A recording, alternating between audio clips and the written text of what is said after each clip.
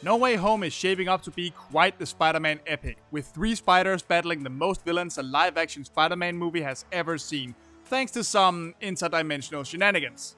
But some of these returning characters already had their arc, and some even turned a new leaf in their final confrontation, like Doctor Octopus back in Spider-Man 2. So why would he fight the Spider-Man? Well, I'm thinking maybe he doesn't. I'm thinking maybe he actually helps them. Of course, comic book fans will be quick to point out how unlikely Doctor Octopus is to lift a finger, or, well, one of his many wiggly-waggly robotic arms anyway, to ever help his hated foe. After all, when it comes to Marvel villains, the not-so-good Doctor is one of the biggest and most classic examples of a mad scientist cursing his enemy at the top of his lungs every time one of his larger-than-life plans are foiled. Octavius has rarely ever been one to have any selfless goals, always striving to prove his own intellect and superiority to the rest of the world, even if doing so may cost countless human lives.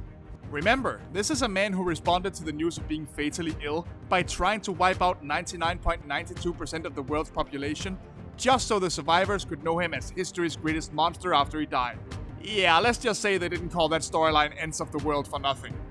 And even when he is actually genuinely attempting to do good, like in the famous Superior Spider-Man storyline where he took over Peter's body, his glory-seeking personality pushes him to try and accomplish it through violent totalitarian means.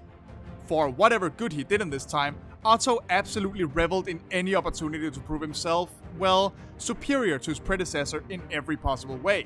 Every one of Otto's actions at the time, from how he used his tech, ignoring or outright attempting to cut ties with people in Peter's social life, or how he dealt with particularly troublesome and deadly villains, which the obscure Spider-Man villain called Massacre had to learn the hard way, were driven less by genuine desires to do good and more by a need to one-up Peter, almost as if entirely out of spite.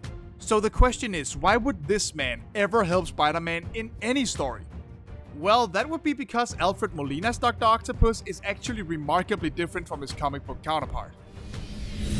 Think back to the Raimi trilogy and the still highly acclaimed Spider-Man 2, and remember what Otto Octavius was actually trying to accomplish before his mind deteriorated after that horrible accident. Being portrayed as a far more friendly man, this film's Otto was not just a good influence and someone for Peter to look up to in terms of intelligence and scientific pursuit. He was also a visionary, attempting to create a new everlasting clean energy source in the hopes of improving the lives of everyone on Earth. He was even savvy enough to be aware of the potential problems with installing advanced AI in the machines he built to do so and connecting them directly to his own brain, and thus had a failsafe installed. Even if that failsafe, failed once everything went wrong. Yeah, that's superhero media for ya. And after spending the entire movie fighting Spider-Man, do you remember what his last words were as Peter finally got through to him and convinced him to stop trying to rebuild the machine that caused all this misery in the first place? I will not die a monster. Yeah, that's a pretty far cry from Mr. If I gotta die, so does everyone else on Earth from the comics, now isn't it? Ultimately, Molina's Octavius never actually truly became the villainous Doctor Octopus we know from the comics. Most of his malice seemed to come from the arms themselves, whether that means they actually had any sentience, outright controlled him, or simply amplified his negative impulses. Molina's Otto was basically a good man who lost his way, but clawed his way back from the brink to fix the mistakes he'd made, sacrificing his own life to do so. So if he did indeed somehow survive, or was simply pulled away by Doctor Strange's multiversal spellcasting at the very last second, it makes total sense for him to be on the side of good when he makes his second appearance in No Way Home. But that begs a different question, like why is he even set to function as a villain in this movie in the first place? There are a number of tricks that a writer could use to yank this version of Doctor Octopus right back into villainy. It could be a case of amnesia, or maybe the arms reassert their dominance over him after he recovers from the shock of what he just experienced, influencing him to blame all of his misfortune on Spider-Man. That is, any Spider-Man he comes across.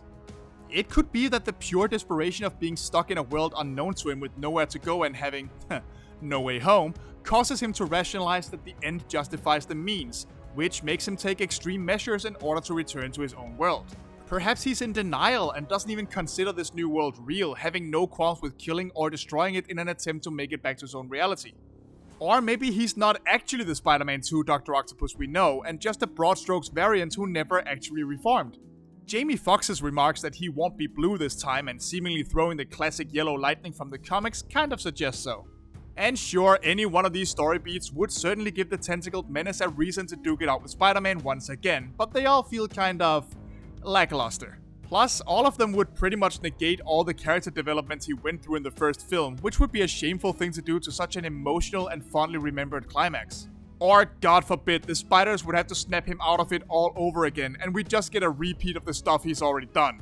And if he's a variant, then why bother getting Molina back at all? Well, okay, we know why. Gimmick casting almost never fails to put butts in theater seats, but yeah, no thanks.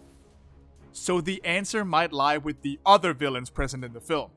We know that Willem Dafoe's Green Goblin and Jamie Foxx's Electro are returning as well, and there are many theories based on quick shots in the trailer that suggest even more villains like Sandman and the Lizard may appear, which in turn leaves a final spot open to form a potential Sinister Six, which could easily be filled out by the still alive Vulture, the Amazing Series Rhino, or a Mysterio who turned out to have faked his death. No, I didn't forget about McGargan, but Marvel sure did. I've honestly given up on ever seeing that scene pay off at this point. I can finish the next order, but without any new materials from that truck. Damn it. We still have enough to do the Gargan deal though, right? Yeah, but then that's it. What an absolute waste. Anyway, this is where the story could go in any number of directions that could set Octavius up for eventually helping the heroes. Perhaps he's the leader of the Sinister Six, as he has been many times in the comics, but has simply gathered them to improve his chances of finding a way home for all of them, going with that whole end justifies the means rationale from before. But with more volatile members like the Green Goblin and Electro in the group, it's not hard to imagine Octavius eventually losing control of them and having to assist the spiders in the ensuing brawl. Maybe he'll be joined by Sandman, who also had a bit of a reform in his movie and regularly straddles the line of good and evil in the comics. Or perhaps he's playing the double agent in a Green Goblin-led team that's hellbent on killing every Spider-Man they find, helping from behind the shadows and sabotaging the villain's plans. He would have to make any fights with the Spider-Man look good in that situation, so we'd still get all the Octopus vs. Spider brawling we could ever possibly want.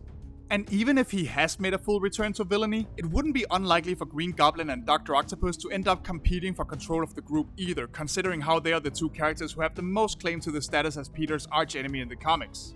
Heck, that could be another reason for the good Doctor to help the Spider Gang. It could simply be a matter of pride, wishing to prove himself Spider-Man's superior foe once the opportunity presents itself. And let's be honest, watching Doctor Octopus fight Green Goblin on the big screen would absolutely rock all of our socks off. But who knows? The possibilities are endless, much like the multiverse itself. Regardless of the circumstances, Spider-Man No Way Home promises to be a brawl of epic proportions with more web shooting, quips, and pumpkin bombs than any of us could have imagined just a few years ago. And I, for one, cannot wait to see it.